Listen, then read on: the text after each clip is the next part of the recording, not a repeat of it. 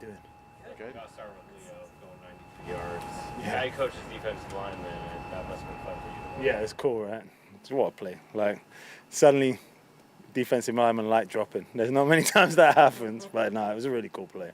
I'm so happy for him. I mean, just from the deflecting it, the catch, and then the speed he showed. I know. Those are pretty rare things for a guy that size. He's a pretty rare guy. I think he shows it in different phases of a game. No, he done a great job, and like I've been saying to you guys, he's been doing it all year. I think sometimes the production or the lack of production in those certain situations mask those things, but he's been doing those things all year.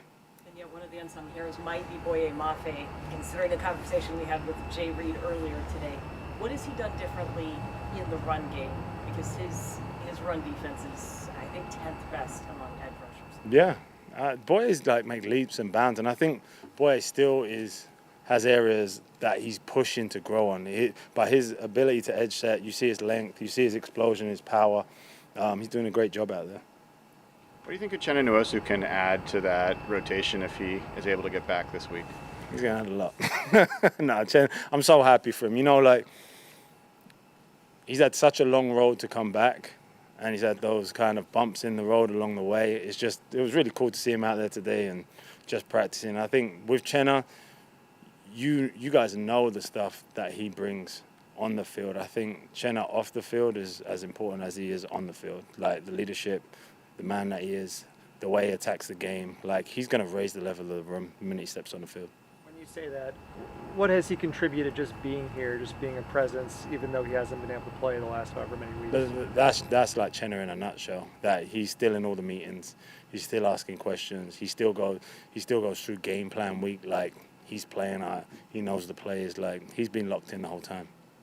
The defense has obviously been on a roll of late, and the players and the play caller get a lot of credit. What are some of the things that position coaches have done that have impressed you to help make this happen? I think you make a great point. Like Carl, CP, Justin, and KO, they've all been doing great jobs. And Jeff, I think you look at people's like development, like Coby, and his kind of the way he came in. He's played a different position. They've developed him, and now he's our starting safety. I think Jeff and Carl and those guys have done a great job. You see even the development in players like Spoon, Reek. They're pushing they're doing a great job. T-Knight having a rookie playing on the field. KO's doing a great job. It's just, I think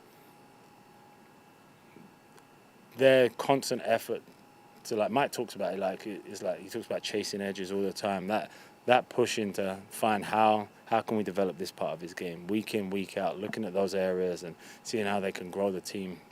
It's showing out on the field. What about for you in particular? What are you trying to make sure you're having an impact on, across the season?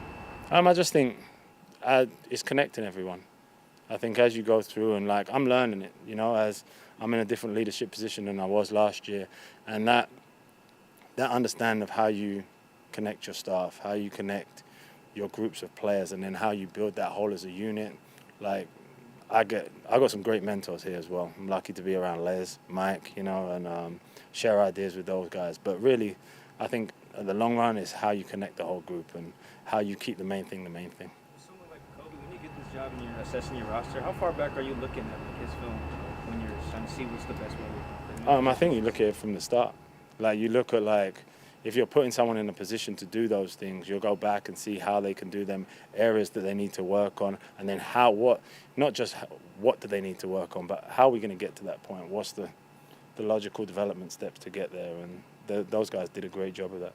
What did you see from Coby when you watched him? Maybe from some of the rookie stuff or anything that said he could be a good safety in the NFL? Oh, there's a few things. You see his range, his speed. You see his ability to track, go after the ball. He's always around the ball. And then he has the ability to cover as well. So it was kind of like merging all those things and then saying, okay, can we develop him into this? And you have to give credit to Carl and Jeff Howard. They've done a great job.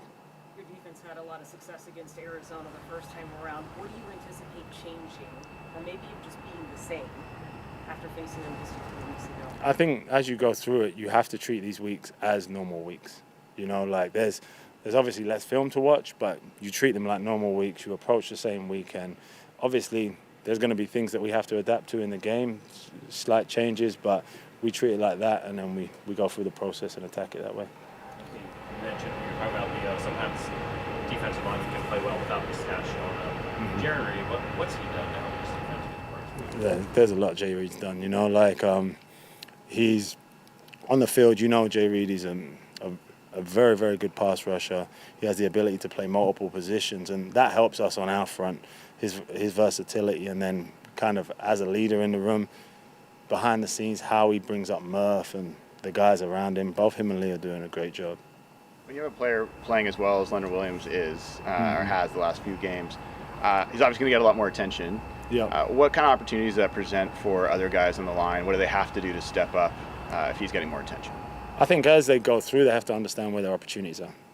First and foremost. Like, when you work, I think the credit, like Leo gets the credit, and he should get credit. He's playing really well. But those guys as a group are doing a lot of good things. Like, Leo's first sack, Boye just missed the sack, pushed him up in the pocket, and Leo makes the sack. Do you know what I'm like? So as you go through that, to me, we've got to constantly push to be a group that rushes as one in those situations, and then you've got to really fight as a group. And I think this is one of the major steps they've taken forward, is to understand how if you defend the run and you dominate the run game, you get the ability to rush. What do you see from Ernest Jones IV, how they're playing to complement each other? I talked with Ernest and he said they're playing fast. They are, and that's I think when you look at it, that's kind of the goal that we want for everyone on our defense, is how fast and how free can they play, and it takes a lot of work.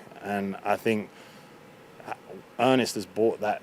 Him and T Knight play off each other. They work, they approach the weeks right, they make sure they know their stuff, and then they can allow themselves to play fast and free. I think Mike said after the game, everybody owes us 1 or 2 drops referring to like the D-linemen and stuff. Why is that important schematically? Just do it 1 or 2 times? Because I think the defense is a rushing defense. Like, you look at Baltimore's, the system that Mike came from, everyone rushes at one point in the game. So if everyone rushes, someone has to drop. So, like, if you look at it from that perspective, through that lens, someone has to also drop every game. So that's kind of the way that comes from. Pretty much every defensive touchdown you have this year, Spoon's been Go. kind of leads full go. Like, looking for a guy to be that, like, to do that about blocking first and takes every chance he gets.